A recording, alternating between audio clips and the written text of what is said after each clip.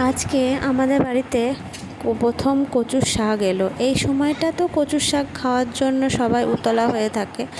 তো আজকে কচুর শাকটা যে কিনেছি আমি, দেখে প্রথমে মা তো রাগারাগি করলো, কিন্তু যেহেতু আমার পাপাকে নিয়ে না কাজ করাটা খুব ডিফিকাল্ট, আর কচু শাক কাটতে গেলে তো একটু ধৈর্য ধরেই কাটতে হবে। আমি তো কাটতে পারি না, হাত কুটকুট করে ভয়ে।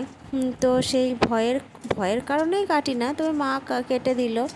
যাই হোক, কিছু তো বলতে পারবে না। প্রথমে আনার সময় তো বলা হলো যে বাবা এনেছে না, আমি বললাম না না, আমিই নিয়েছি, এখানে আমার খেতে ইচ্ছে করলো তাই। আর কচুর শাকের সঙ্গে ইলিশ মাছের মাথা, এটাই তো কম্বো, সবাই জানে। কিন্তু আমি এখানে চিংড়ি মাছ দিয়ে করবো। তার আবার অনেক প্রবলেম হয়েছে। প্রবলেমটা কি, বাবাকে বলেছিলাম কুচো চিংড়ি আনতে, বাবা তো কুচো চিংড়ি পায়নি। বারবার বলে দিয়েছিলাম যে বড় চিংড়ি আনবে না, সে ধাম্বা বড় চিংড়ি এনেছে, ঠিক আছে। এবার বড় চিংড়ি আমাদের অতটা কেউ ভালোবাসে না, আর কুচো চিংড়ির যে ফ্লেভার সেটা বড় চিংড়িতে আসবে না। তবুও সেই দিয়েই করবো আর কি। তোমরা প্রসেসটা দেখে যাও আর আমি বক করে যাই।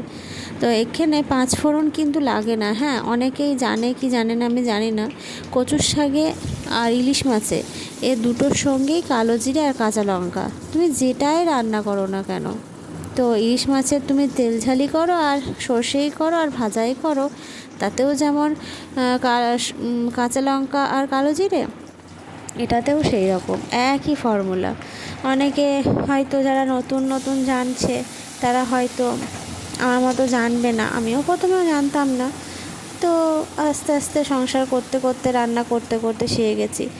প্রথম যেটা আমার বলার কথা ছিল সেটা হচ্ছে, এই যে কচুর শাকে জলটা গেলে ফেলে দিতে হয়। মানে আমরা যখন প্রেশার কুকারে সিটি করলাম, একটা কি দুটো সিটি দেবে, দিয়ে যে জলটা ঝরাতে দিয়ে দেবে। কারণ জলটা যদি তুমি না ঝরাও না, তাহলে কচুর শাকটায় গলা ধরবে।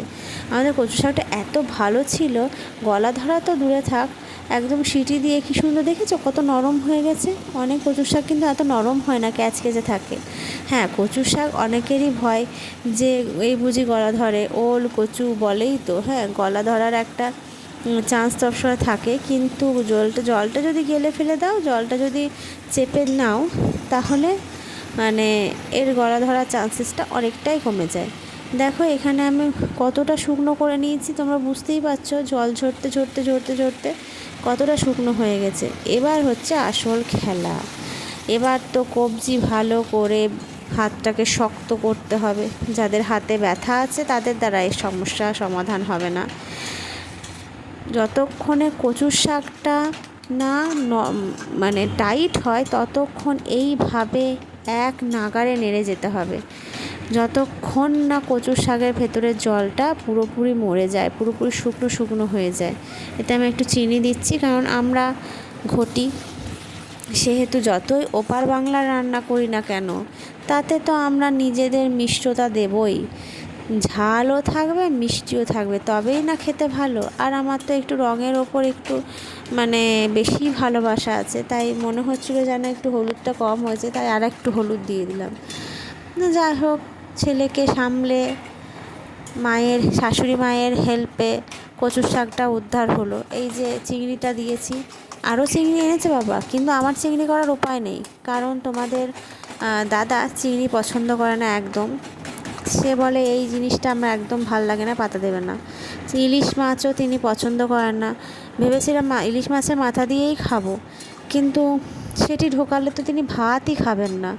কী যে সমস্যায় পড়েছি আমি, ইলিশ মাছের পোকা, আর ওই ইলিশ মাছ দেখলে গন্ধ শুকলেও 10 হাত দূরে পালিয়ে যায়।